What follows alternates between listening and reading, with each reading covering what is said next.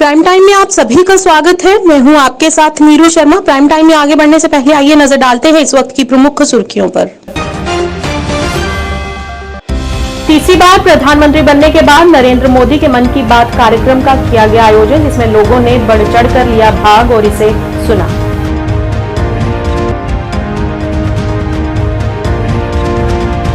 Bharatiya Janata party द्वारा श्रीनगर के लाल चौक में इंजीनियर इजाज बलहामी की अध्यक्षता में कार्यकर्ता सम्मेलन का किया गया आयोजन।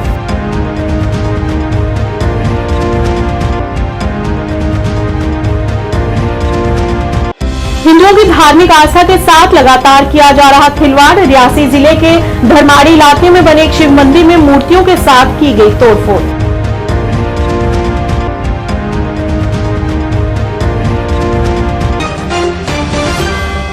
पूर्व विधायक अशनीश शर्मा द्वारा अरनिया वार्ड नंबर 12 में मन की बात कार्यक्रम का आयोजन किया गया। इसमें आम नागरिकों ने मिलकर तीसरी बार प्रधानमंत्री बने नरेंद्र मोदी की बात को सुना और उनकी बातों पर गौर करने का आह्वान किया। इस मौके पर अशनीश शर्मा ने प्रधानमंत्री नरेंद्र मोदी का शुक्रिया अदा किया, जिन्होंने महत्वपूर्ण विषयों पर नागरिकों के साथ मन की बात को साझा किया।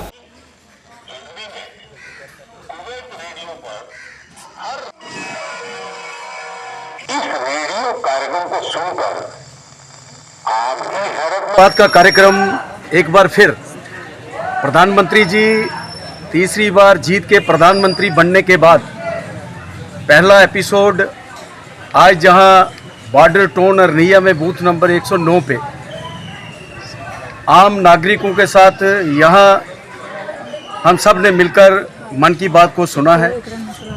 लगभग चुनाव से पहले 2.5 महीने पहले ये कार्यक्रम जो थोड़ी देर के लिए बंद हुआ था, एक बार फिर तीसरी बार लगातार प्रधानमंत्री बनने के बाद प्रधानमंत्री जी ने आज मन की बात का जो एपिसोड पूरे विश्व और देश में करोड़ों लोगों के साथ अपने मन की बात जो वो की है, बड़े ही ऐसे महत्वपूर्ण विषय जो हैं वो आज उन्होंने सब देशवासियों के समक्ष रखे हैं।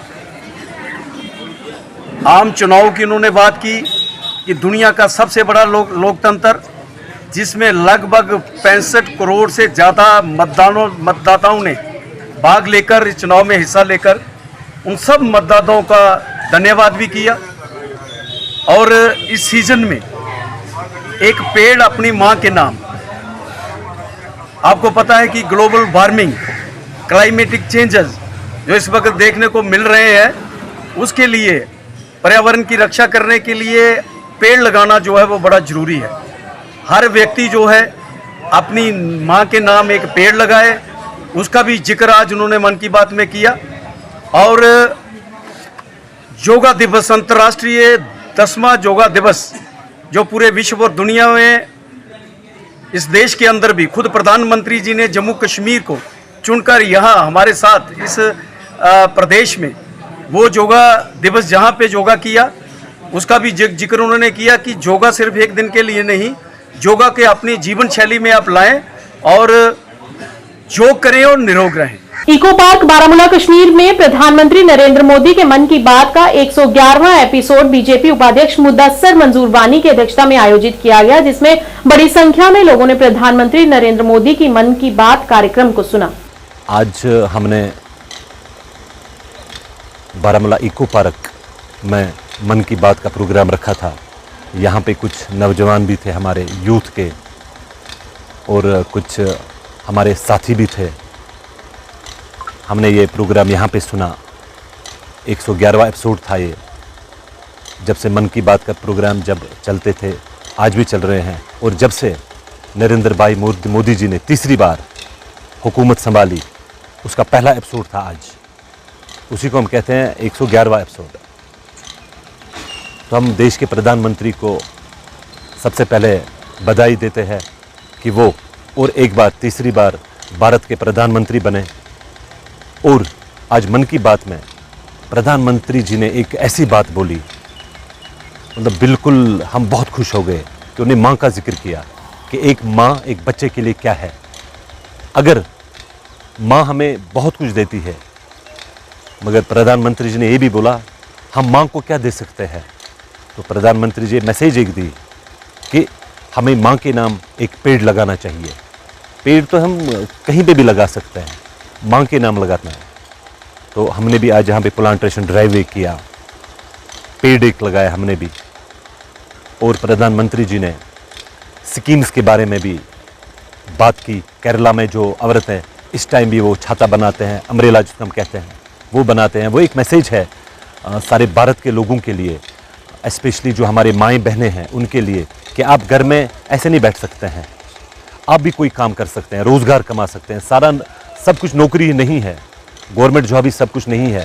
अगर हम लोग पढ़े लिखे हैं या इतने भी, आप देखो गवर्नमेंट में कितने स्कीम्स आई है। प्रधानमंत्री जी जब से तीसरी बार भी अब वो प्रधानमंत्री आ गए, जब से उन्होंने पहली बार पीएम की कुर्सी संभाली, तब से आज तक आप देख लीजिए बहुत सारी स्कीम्स है।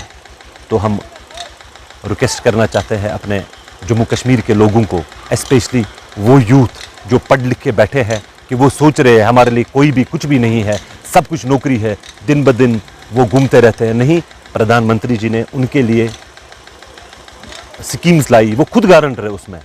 कि आप देख लीजिए PMEGP जो लोन है वो दिया जाता है स्टूडेंट्स का, 3.5 लाख सब्सिडी उसमें।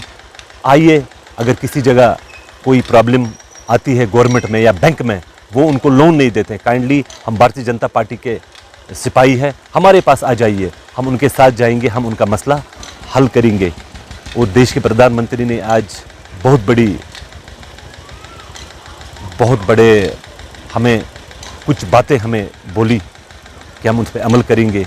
और सबसे बड़ी बात यही है, आज इस प्रोग्राम में माँ से बढ़ के कुछ नहीं है। माँ के नाम एक पेड़ हम लगा सकते हैं, प्रधानमंत्री जी ने ये बोला। बाकी हम और एक बार अपने देश के प्रधानमंत्री नरेंद्र भाई मोदी जी को एक बार और मुबारकबादी देना चाहते हैं कि वो देश के प्रधानमंत्री बने तीसरी बार। बाकी शुक्रिया। भारतीय जनता पार्टी द्वारा लालचौक विधानसभा क्षेत्र में इंजीनियर इजाज बलहामी की अध्यक्षता में एक बड़ा सेमिनार आयोजित किया गया। बलहामी ने बताया कि क्षेत्र में लोग कई समस्याओं का सामना कर रहे हैं, वे बुनियादी सुविधाओं से अभी तक वंचित हैं। उन्होंने लोगों की समस्याओं को सुना और उन्हें जल्द ही हल करने का आश्वासन दिया। उन्होंने ये भी कहा कि कुछ क्षेत्रों में मैग्नेमाइजेशन प्रक्रिया शुरू हो चुकी है और आने वाले दिनों में सभी सड़कों को मैग्नेमाइज किया जाएगा और लालचौक निर्वाचन क्षेत्र में भी पानी की आपूर्ति प्रदान की जाएगी। उन्होंने श्रीनगर में आलोची बाग में लोगों की कई शिकायतों का मौके पर ही समाधान भी किया।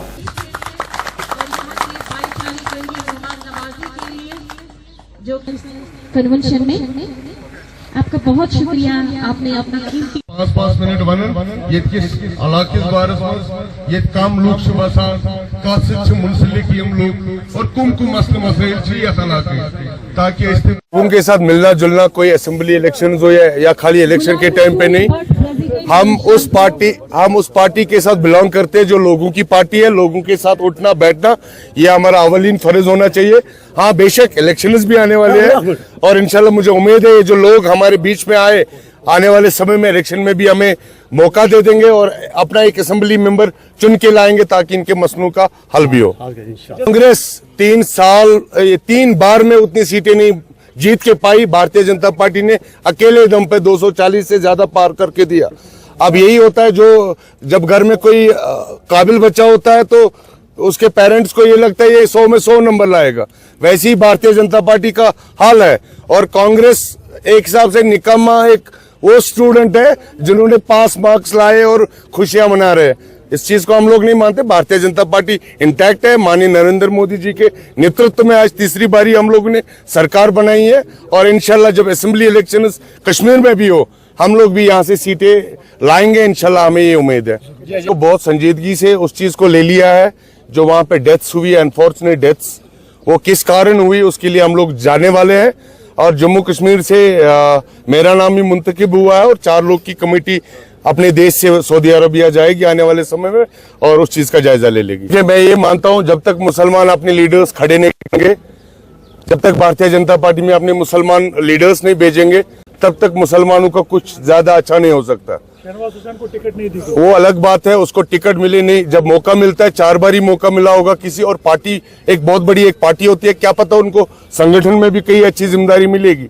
मैं ये मानता हूँ हमारे लोगों को चाहे मुसलमान कहीं का भी हो अपने लीडर्स चुनने चाहिए और भारतीय जनता पार्टी में भेजने चाहिए ताकि वो आपकी आवाज बन के वहाँ पे खड़े हो जाए। शनिवार दोपहर को रियासी जिला के धर्माड़ी इलाके में बने एक शिव मंदिर में मूर्तियों के साथ की गई तोड़फोड़ के विरोध में देर शाम को जिला मुख्यालय में एक रोष रैली को हिंदू संगठन की तरफ से निकाला गया। शनिवार शाम को मूर्तियां तोड़ने जाने के बारे में पता चलते ही एक बैठक संघ कार्यालय में आयोजित हुई, जिसके बाद रात को 9:30 बजे के बाद एक रोष रैली शुरू हुई। नगर के बाजार और अन्य स्थानों से होते हुए रोष रैली तहसीलदार ऑफिस तक आई। बाद में रोष रैली डीसी के निवास स्थान तक निकाल ली गई, जिसमें जय घोष लगाए गए।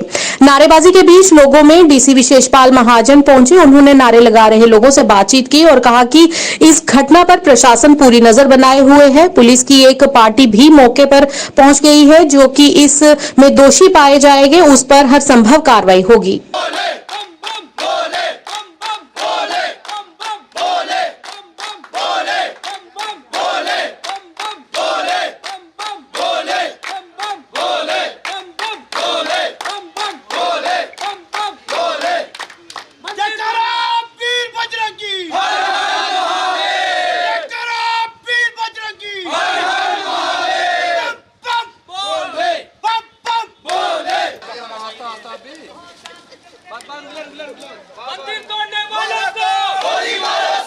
साफ तौर पर ये क्लियर है कि जो हमारे यहाँ पे जो मिसालें दी जाती थी हिंदू मुस्लिम या और किसी धर्म के भाईचारे की, इसको ख़राब करने की पुख्ता कोशिश हमारे रियासी के अंदर बार बार हो रही है।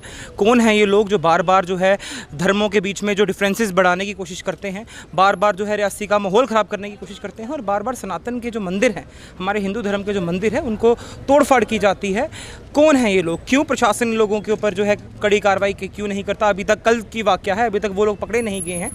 आपके चैनल के माध्यम से बता देना चाहता हूं कि अगर आज 4 बजे तक का समय ऑलरेडी डीसी साहब ने दिया हुआ है, तब तक अगर नहीं पकड़े गए वो लोग, तो आज शाम को फिर उग्र प्रदर्शन होगा। और प्रदर्शन का अगला रूप क्या होगा, ये आप मीडिया बंधु उसी समय देखेंगे, क्योंकि रियासी के लोगों के अंदर आक्रोश बढ़ता चला जा रहा है। युवा सड़कों पर है, आज भी आप देख रहे हैं कितनी नारेबाजी हमारे रियासी में हुई है। तो कहीं ये प्रदर्शन उग्र रूप लेकर और बड़े सैलाब में लोग सड़कों पर ना आए। प्रशासन से यही अनुरोध है, जल्द से जल्द उन लोगों को जो है पकड़ा जाए जिन्होंने ये कायराना हरकत करी है। और सरकार को ये भी चाहिए कि कोई ना कोई पुख्ता जो है कार्रवाई उन लोगों पर की जाए कि ये बार बार जो कायराना हरकत करते हैं, क्यों बार बार हिंदुओं के मंदिरों को ही अपना निशाना बनाया जाता है। कितनी कायराना हरकत देखिए, शिव मंदिर में जो कल रात को हुआ वो बहुत निंदनीय है। किसने किया, क्या किया, कैसे किया, ये आपके सामने है। क्यों किया ये पता करना है, किसने किया ये पता करना है। और साफ तौर पर हमारी यही मांग है, कड़ी कार्रवाई उन लोगों के खिलाफ होनी चाहिए और एक मिसाल पैदा होनी चाहिए, चाहे हमारे मंदिर हो, चाहे किसी और धर्म का कोई धर्मस्थल हो। जब भी किसी धर्मस्थल के साथ छेड़छाड़ होगी, हिंदू हमेशा अपने लिए भी खड़े हैं, उनके लिए भी खड़े हैं, ये मैं बता देना चाहूँगा। आज हमारा प्रदर्शन बहुत शांतिपूर्ण रहा अभी, पर अगर ये शांतिपूर्ण था, मैं बता देना चाहूँगा प्रशासन को कि ये शांतिपूर्ण था। अगर आज शाम तक इसका कड़ा निर्णय सरकार जो है प्रशासन ने नहीं लिया, उन लोगों को नहीं पकड़ा, फिर उग्र प्रदर्शन क्या होता है हम लोग आपको दिखाएंगे। जय हिंद, जय भारत। देखिए, जहाँ तो मुझे लगता है कि प्रशासन की बहुत ही बड़ी ढील है। एक तरफ अमरनाथ यात्रा जो अभी शुरू होने वाली है, शुरू हो चुकी है, और वहीं पे एडमिनिस्ट्रेशन फेल हो चुकी है। मतलब कल से लेके अभी तक कुछ हुए नहीं है। ऐसा क्या हमारी सिक्योरिटी एजेंसी क्या सोई हुई है? क्या इंटेलिजेंसी हमारे पास नहीं है? क्या सीआईडी हमारे पास नहीं है? क्या वहाँ के लोगों का पता नहीं है हमें कि कौन क्या कर सकता है? तो अभी तक प्रशासन का कोई कठोर कदम ना उठाना ये दिखाता है कि वह एक पक्ष को समर्थन दे रहे हैं और हमें भड़काने की कोशिश कर रहे हैं। और रणनीति ऐसी रहेगी कि आज एक सिंबॉलिक प्रोटेस्ट हमने जो रखा था वो भी किया है, टायर वगैरह जलाए हैं। हम ये बताना चाहते हैं कि हम लोग काफ़ी उग्र प्रदर्शन कर सकते हैं। अभी हम समय दे रहे थे, समय जिला प्रशासन का ख़त्म हो चुका है। शाम को हमारी एक सनातन धर्म सभा की एक बैठक है, जिसमें सभी जितने भी लोग हमारे हिंदू भाई हैं सभी लोग बैठेंगे। हम लोग बैठ के हमारे को डिसाइड होगा कि कल हम रियासी बंद की कॉल कैसे देंगे, क्या कर सकते हैं, क्या कार्रवाई हुई है उसमें भी हम देखेंगे। और कल रियासी बंद भी हो सकता है और एक उग्र आंदोलन हो सकता है। अगर जहाँ तक अगर कहूँगी सिर्फ इधर तक ही नहीं रुकेंगे, अगर कार्रवाई नहीं हुई तो आज पूरा करने के बाद सऊदी अरब से लौटे लगभग 80 तीर्थयात्रियों का श्रीनगर हवाई अड्डे पर Al Ansar tours and travels Anantnag के प्रबंधन द्वारा स्वागत किया गया। इन तीर्थयात्रियों ने Al Ansar tour and travels के प्रबंधन द्वारा उन्हें दिए गए समर्थन और सहयोग की सराहना की। इस मौके पर हाजी मुश्ताक अहमद और हाजी शौकत मौजूद रहे।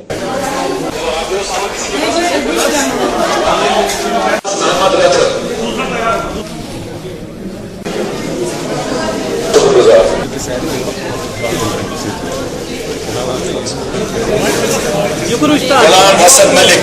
अगर तुम सानि सर्विस नश सानि खिदमत से मुतफिक गमित तेल दीजिए सोन नंबर पेश, तेल दीजिए सन सजेशन पेश।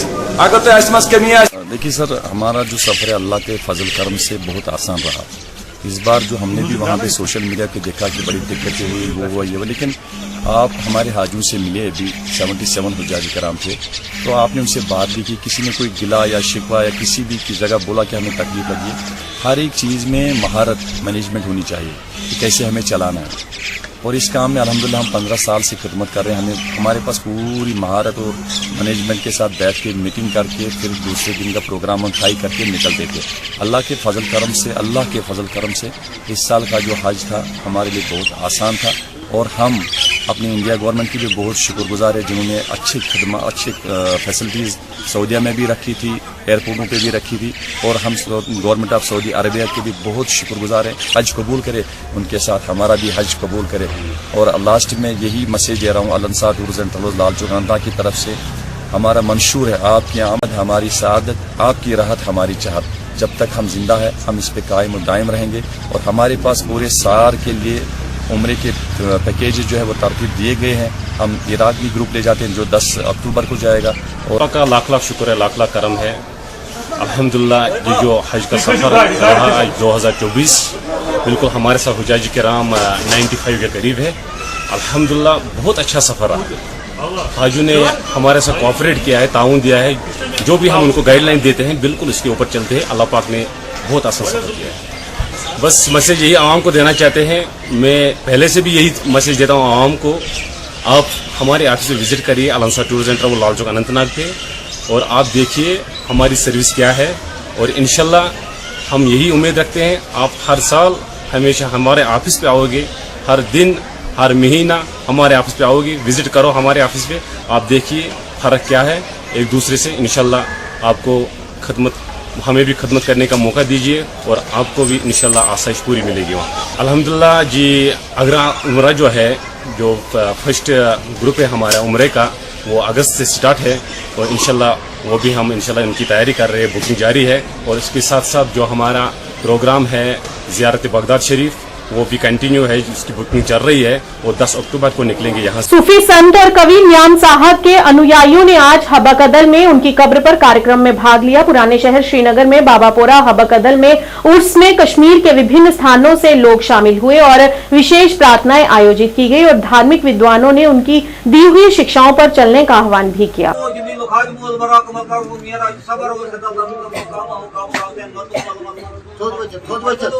सैयदुल मुरसलीन खादिम नबीय्यीन सफीउल रहमतुल्लाह अलैहि नूरुल्लाह नूरी मिन नूरिल्लाह नूरी मिन नूरिल्लाह नूरी मिन नूरिल्लाह नूरी मिन नूरिल्लाह या अय्युहल मुशताकूना बि नूरी जमाली सल्लल्लाहु अलैहि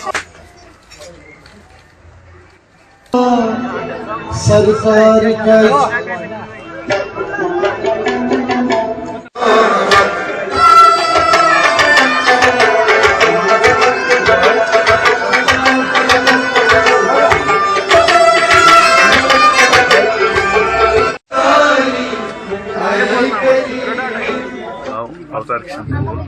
बहुत कशर बाशिंद ये बड़ोमुत पलोमुत लौचार पे खास कर मेजॉरिटी कम्युनिटी रुचमुत ये रोजान ये न्यू खंदास आज गोडनुक टाइम यम सात बह आज न्याम साहब दरबारस मज हाजिरी दिन आस शायद युंद हुकुम मे पे नाजिल गोमुत कि ची सा योर तो कर सा ये दीदार पन इन ताकि युंद आशीर्वाद या मेल तुम बहुत सठा ये पन्न मुसलमान बायन शुक्रगुजार कि यम ये योर मे यजत बख्श बुनियादी वनकस प्रेजेंटली दिल्ली मज रोजान तो आस सिर्फ यमन बुजुर्गन दीदार करने खतर योर ओत्रे गुमुत कमाल बब साहब तत पे गोस बह दसगीर साहब तत पे गोस बह दरगाह शरीफ तत पे गोस बह साज साहब तत पे गोस बह तुलमुल तो आज आव मे हुकुम कि तुम करो सह दीदार ये हबकदलस मज स्थित अमे अलावा ब्रोट तस मेन ड्यूटी खृवस मज बहन जायन गसान, चाहे जीवन साहब उस, चाहे वहाब साहब उस, न्याम साहब तपरी कि असली तो यम दीदार मे तत कदीर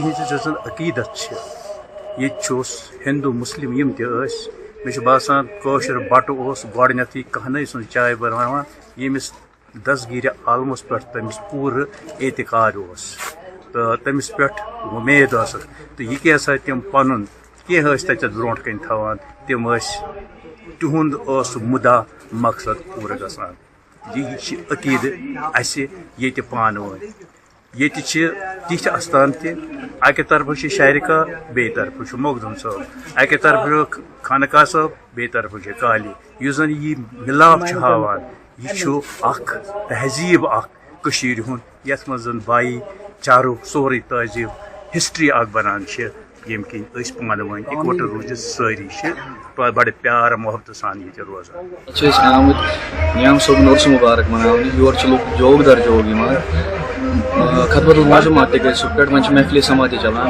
8 बजे पे गो स्टार्ट नियाम सोबन उर्स मुबारक इंशाल्लाह इख्तिताम गई शाम 8 बजन तक योर लोग जोग दर जोग अल्लाह ताला पोस्ट इनकिस वरासत नियाम सोब मुचगर मल रोजान वो नियाम सोबन यह वरासत वो टाइम पे चलान योर जोग दर जोग महफिल समा यम गुलकार मौसीकार फन वाल फकीर तरवेश हर कह योर वातान योर इब्तदा करान सारी पे पे यमिस हाजत सह मांगान अल्लाह ताला मांगान पे वसात सह कबूल गसान अल्लाह ताला पोषण सून माह मोहब्बत। बारिश होने से जहां पर किसानों को गर्मी से राहत मिली है, वहीं उनकी धान की फसलों के लिए बारिश वरदान के रूप में भी सिद्ध हुई है, क्योंकि इस समय बारिश होने से उनकी धान की फसलों को लाभ होगा। और वहीं बारिश होने से आरएसपुरा के किसानों के चेहरों पर खुशी की लहर दौड़ पड़ी है और किसान खेतों में काम करते हुए भी नजर आए।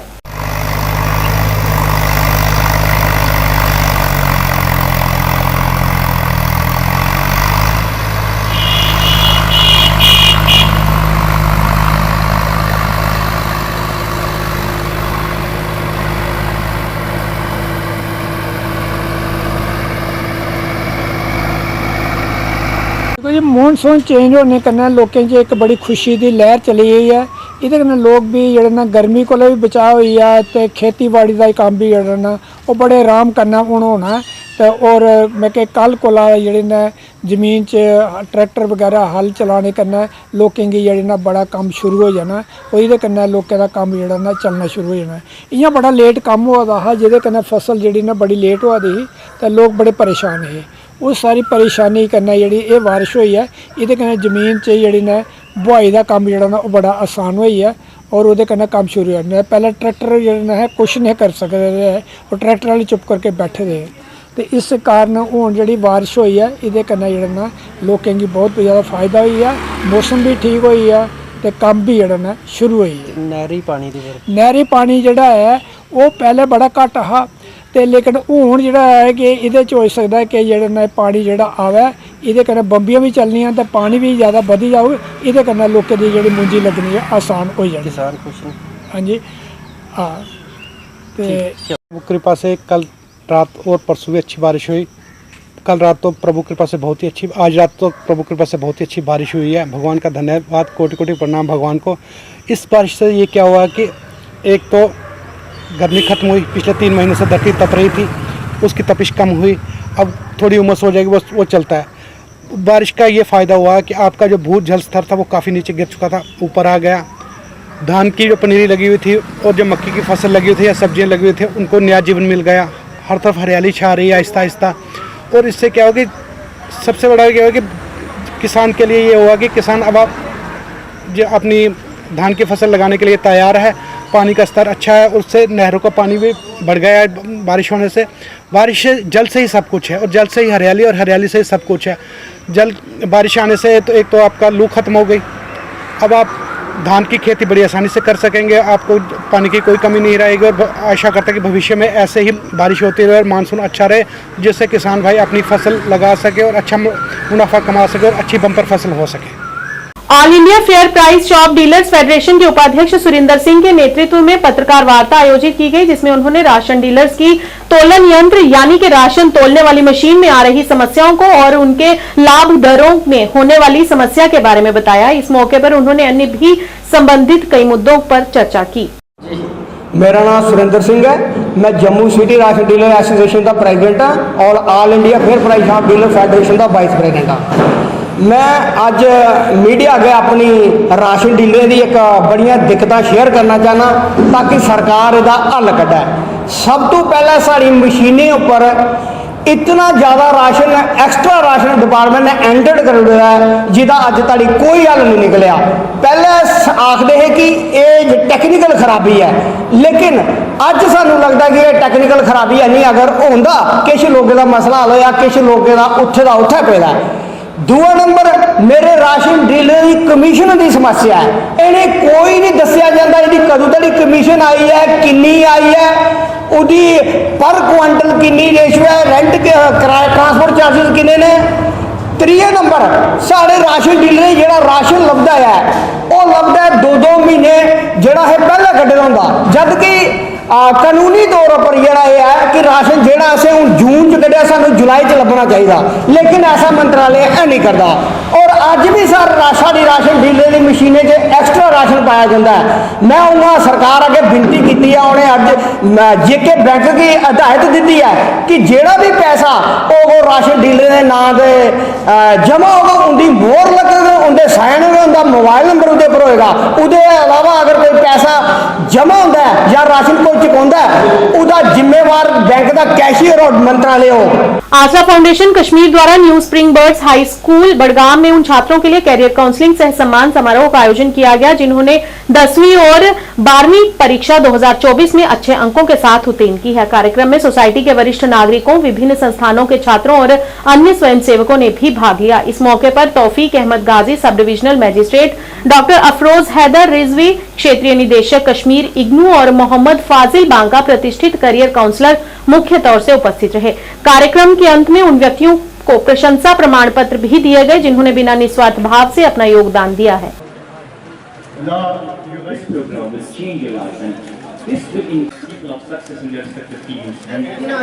मेरा नाम सैयद सकीना मौसवी है। इन नीट यूजी 2024 मेरा स्कोर 648 आया है and I have been an online student. I have studied online from physics वाला यकीन 2.0 बैच। मैं एक ड्रॉपर बैच में थी इसमें, तो यही से पढ़ के पूरे 1 साल मैंने नीट क्रैक करा था विद 496 मार्क्स। सो मुझे अच्छा लगता था मेडिकल की बुक्स पढ़ना ये, and it was my own decision. So parents ने बोला जिसमें आपको इंटरेस्ट हो, जिसमें आपको मतलब जो सब्जेक्ट आपको पसंद है वो चूज़ करो। And I like to do research in neurology, so उसके लिए मुझे नीट क्रैक करना ज़रूरी था। So to go into MBBS I had to crack NEET, so I choose to medical. So सबसे पहली बात, अगर आपको नीट क्रैक करना है उसके लिए आपको चाहिए consistency, dedication and will power. And अगर ये 3 चीज़ें आप अप्लाई करोगे अपनी स्टडीज़ में, अपनी लाइफ में, सो कोई भी चीज़, कोई भी नेशनल लेवल एग्ज़ाम, चाहे वो नीट हो, JEE हो, IIT हो, कोई भी हो, आप आराम से क्रैक कर सकते हो। बस all you need is dedication and consistency का वजूद आया है एजुकेशन अपलिफ्टमेंट और एम्पावरमेंट के लिए। एजुकेशनल अपलिफ्टमेंट जहाँ तक स्कूलों का ताल्लुक़ है, जो नॉर्मल स्कूलिंग प्राइवेट हो या गवर्नमेंट स्कूल, जो बच्चे वहाँ पे फ्रॉम नेगलेक्टेड फैमिलीज़ या डाउन ट्रॉडन फैमिलीज़ या economically weaker sections of society के बच्चे पढ़ते हैं, वहाँ पे वो मेरिटोरियस होते हैं, टैलेंटेड बच्चे होते हैं।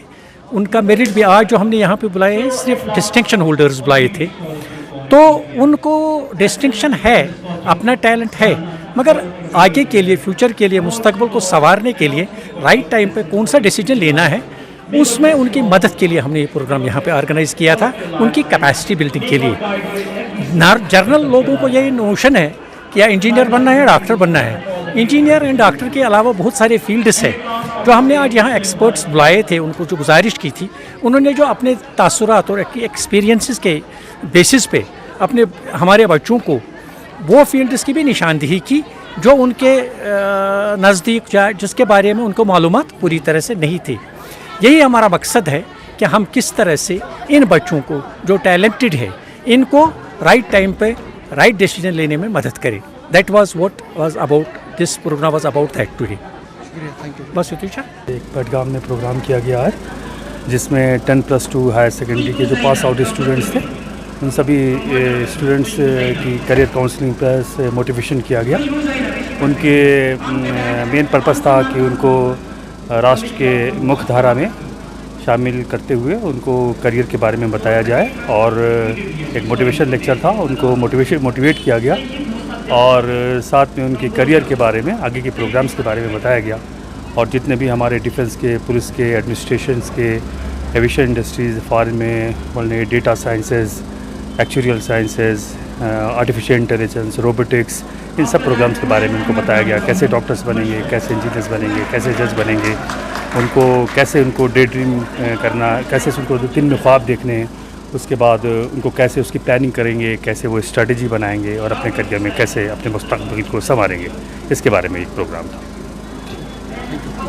मिनी स्टेडियम भोर कैंप में समर कैंप हॉकी मैच का आयोजन सामाजिक कार्यकर्ता कुलदीप सिंह और पीपी सिंह द्वारा आयोजित किया गया, जिसमें एसपी साउथ अजय शर्मा मुख्य तौर से उपस्थित रहे। Hockey match United brothers hockey club और जम्मू लेजेंड्स के बीच खेला गया, जो बराबरी में संपन्न हुआ। इस दौरान बच्चों ने अन्य भी कई खेल खेले।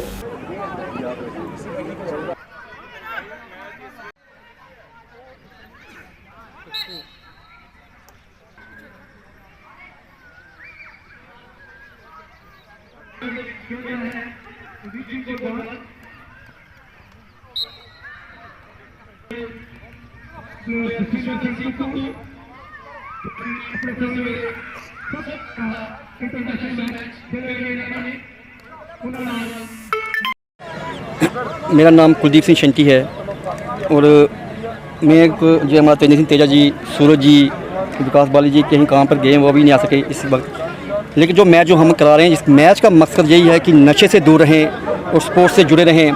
क्योंकि मैंने अक्सर देखा कि बच्चे, आजकल के जो बच्चे हैं वो मोबाइल में बिजी हैं, तो मोबाइल को छोड़कर मैं सोचता हूँ कि स्पोर्ट की तरफ ध्यान दें, ताकि जो बच्चे की अपनी जो तंदुरुस्ती है, क्योंकि जो मोबाइल जो है वो आंखों की नज़र में भी कमी है, और वहाँ कोई देखने में माँ बाप को यही होता है कि ये हमारे पास ग्राउंड मिला हुआ है, ये ग्राउंड इसलिए मिला कि खेलने के लिए, और जब खेलेगा बच्चा तंदुरुस्त रहेगा। तो हमारी ये सोच थी, तेज जी हो गए, जैसे अपने सूरज जी हो गए, विकास जी हो गए, हमारी ये सोच थी कि हमें काफ़ी क्रिकेट के मैच भी करवाए हमने, तो हॉकी के मैच भी हमने बहुत से करवाए हैं। लेकिन जो बच्चों की अगर जो तंदुरुस्ती हम देखें, वो हमें ध्यान पड़ा कि क्यों ना बच्चे इस सिस्टम में जाएंगे, ये बच्चे खेल की रुचि रखें, ताकि खेल की जो स्पोर्ट्स की जो हो, तो आगे जाके बच्चे को ज्ञान आए। वो ज्ञान कहाँ से सीखेंगे? वो सीखेंगे तभी कि हम जब बच्चे थे, हमें पता है कि ग्राउंड में हम निकलते नहीं थे, लेकिन आजकल के जो बच्चे हैं वो मोबाइल में ही बिजी हैं। इसलिए हमारी यही सोच है कि जो बच्चे खेल में रुचि रखें, आगे भी ऐसे मैच करवाएंगे।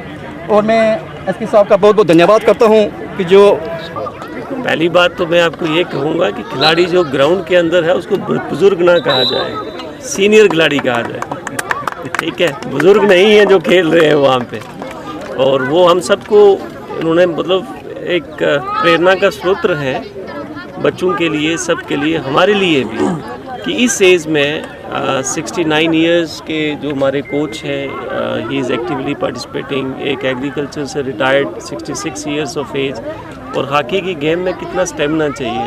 ये चीज़ें रिफ्लेक्ट करती हैं कि ये स्टेमिना, ये जोश, ये जज्बा जीने का, खेलने का ऐसे नहीं आता, इसके पीछे कोई ना कोई राज है। वो राज ये है कि हेल्दी लाइफस्टाइल के अंदर आपकी एक अच्छी पॉजिटिव सोच, उसके बाद एक अच्छा खाना पीना, फिर तीसरे नंबर पे जो बुरी आदतें हैं, नशा, शराब, बुरी आदतें, इन सब से दूर रहना। सर, पुलिस की ओर से युवाओं को क्या संदेश देना चाहते हैं? पुलिस की ओर से हम यही संदेश देना चाहेंगे, एज एसपी साउथ मैं कहना चाहूँगा कि नशे से आप दूर रहें। नशा, मैंने तो आजकल इसको नशा कहना छोड़ दिया, मैं जहर कहता हूँ, जहर से दूर रहें। दूसरा ये है कि अपनी सेहत का अच्छे तरीके से ख्याल रखें, उसके ऊपर ध्यान दें। जो आजकल हमारा लाइफस्टाइल है, आप देखें कि हमारे ऑलमोस्ट सब लोगों के घर जो है 50% तो मैं कहूँगा ही, एसी घर, एसी गाड़ी, एसी ऑफिस, आप किसी रिलेटिव के पास जाते हो वहाँ पे भी, फिर जो आपका खाना पीना है, फिर उसके बाद जो मोबाइल फ़ोन है, जो टीवी के ऊपर जो आपका स्क्रीन टाइम है, कंप्यूटर के ऊपर स्क्रीन टाइम है, ये पूरी की पूरी साइकोलॉजी, बॉडी, आइज़, हर आर्गन को अफेक्ट कर रहा है। और उससे निजात पाने के लिए सबसे अच्छा जो तरीका है वो है मैदान में उतरना, गेम्स और स्पोर्ट्स में आना। प्राइम टाइम के आज के इस अंक में इतना ही। नया अंक लेकर फिर हाजिर होंगे, तब तक के लिए दीजिए इजाजत। नमस्कार।